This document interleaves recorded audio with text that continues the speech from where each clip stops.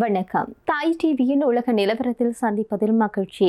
ஈரானின் மறைந்த உச்ச தலைவரான அயதுல்லா அலி ஹமேனியினுடைய இறுதிச் சடங்குகளில் அவருடைய மகனும் ஈரானுடைய புதிய உச்ச தலைவருமாக பொறுப்பேற்று இருக்கக்கூடிய முஜ்தபா கமேனி கலந்து கொள்ள மாட்டார் என்ற தகவல் ஒன்று வெளியாகியிருக்கிறது.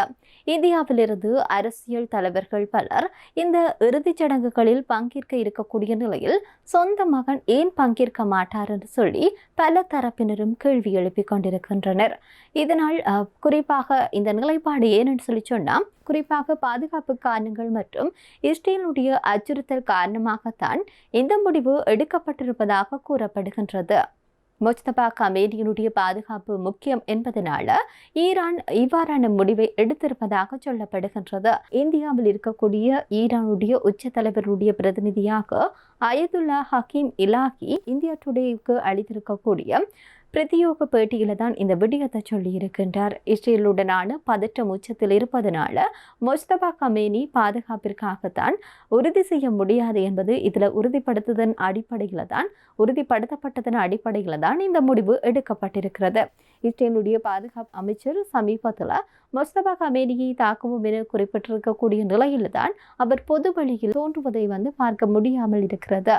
முன்னதாக அமெரிக்கா இஸ்ரேல் வான்வழி தாக்குதல்களை அலி ஹமேனியுடன் சேர்ந்து முஜ்தபா கமேனியினுடைய மனைவி கொல்லப்பட்டிருந்தார் என்பதும் குறிப்பிடத்தக்கது. அவருடைய இறுதிச் சடங்கிலையும் முஜ்தபா கமேனி பங்கேற்கவில்லை.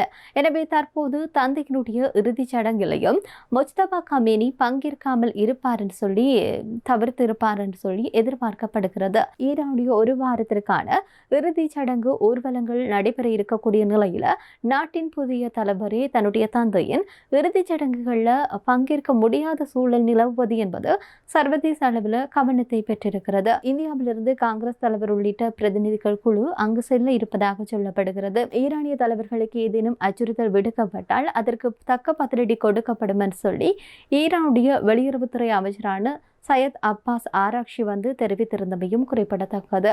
எனவே இந்த ஒரு விடயம் தொடர்பாக எப்படியாக இந்த இறுதி சடங்கு எந்த ஒரு பிரச்சனைகளும் இல்லாமல் நடந்து முடிய போகிறது என்பது தொடர்பாக உலக நாடுகளை உற்று நோக்கி கொண்டிருக்கிறது. இதே நேரத்தில் இன்னும் ஒரு விடயமும் பேசப்பட்டிருந்தது. தாய்வான் மீதான சீனாவினுடைய ராணுவ அச்சுறுத்தலை முறியடிக்கவும் பிராந்திய அமைதியை நிலைநாட்டவும் தாய்வான் நாடு வான்வழி, கடற்வழி மற்றும் நீருக்கடியில் இயங்கக்கூடிய ஆளில்லாத விமானங்களை கொண்டும் ஒரு களந்தேன் கூடு போல மாற்றப்பட வேண்டும் என்று சொல்லி அமெரிக்காவினுடைய தாய்வானுக்கான தூதுவர் தெரிவித்திருக்கின்றார். தாய்வானில் நடைபெற்று வரக்கூடிய ட்ரோன் தொழில்துறை மாநாட்டில் கலந்து கொண்ட போதுதான் இந்த விடயத்தை சொல்லியிருக்கின்றார். உக்ரைன் போரில் மிக குறைந்த ராணுவ பலம் கொண்ட தரப்பினருக்கு ட்ரோன்கள் எவ்வாறு மிகப்பெரிய சாதகமாக அமைந்திருக்கிறது என்பதையும் அவர் சுட்டிக்காட்டியிருக்கின்றார். மேலும் நவீன போர்க்களத்தில் ட்ரோன்களுடைய பயன்பாடு என்பது மிகப்பெரிய அளவில் பாதிப்பை ஏற்படுத்தி வருவதாகவும் ஜனநாயக நாடுகளுடைய கூட்டு பாதுகாப்பை பலப்படுத்தக்கூடிய நோக்கத்தில் அமெரிக்கா தாய்வானுடன் இணைந்து செயல்பட இருப்பதாகவும் அவர் உறுதியளித்திருக்கின்றார். இதற்கிடையில் புவிசார் அரசியல் மாற்றங்களுக்கு ஏற்ப நாட்டினுடைய தற்காப்பு திறனை மேம்படுத்துவது காலத்துடன் நடக்கும் பந்தயம் மற்றும் தாய்வானுடைய ஜனாதிபதி வலியுறுத்தி இருக்கின்றார். அது மட்டுமன்றி தாய்வான் அரசு உளவு மற்றும் கடற்கரை தாக்குதல்களுக்கு பயன்படுத்தக்கூடிய சிறிய ரக ட்ரோன்களுக்காக 210 மில்லியன் தாய்வான் டாலர் என்பது புதிய பாதுகாப்பு திட்டத்தினூடாக முன்மொழியப்பட்டிருப்பதும் குறிப்பிடத்தக்கது. அது மட்டுமன்றி தாய்வானுடைய எதிர்க்கட்சி ட்ரோன் உற்பத்திக்காக 6 ஆண்டுகளில் 240 பில்லியன் தாய்வான் டாலர்களை செலவிடக்கூடிய தனித்துவமான சட்ட வரைவு ஒன்றை முன்மொழிந்திருக்கிறது.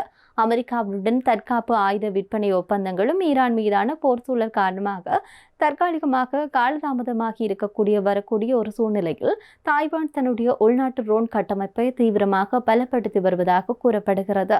இப்படியாக ஏனைய நாடுகளும் இந்த இஸ்ரேலுக்கும் அமெரிக்காவிற்கும் இடையில் போர்களுக்கு பிறகு ஏனைய நாடுகளும் ட்ரோன் தாக்குதல்கள் தொடர்பாக, அதாவது ட்ரோன்களூடாக தாக்குதல்களை தங்களுடைய நாட்டை பாதுகாத்துக் கொள்வதற்கான வழிமுறைகளை தயார் நிலையில் வைத்திருக்க வேண்டும் என்ற அடிப்படையில் பல தொழில்நுட்ப ரீதியிலான உற்பத்திகளை ஊக்குவிப்பதை பார்க்கக்கூடியதாக இருக்கிறது. எனவே வந்திருக்கக்கூடிய விடயங்கள் தொடர்பாக இன்றைய தாய் டிவியினுடைய உலக நிலவரத்தில் பார்த்திருக்கின்றோம். மற்றும் ஒரு உலக நிலவரத்தில் சந்திப்போம். நன்றி.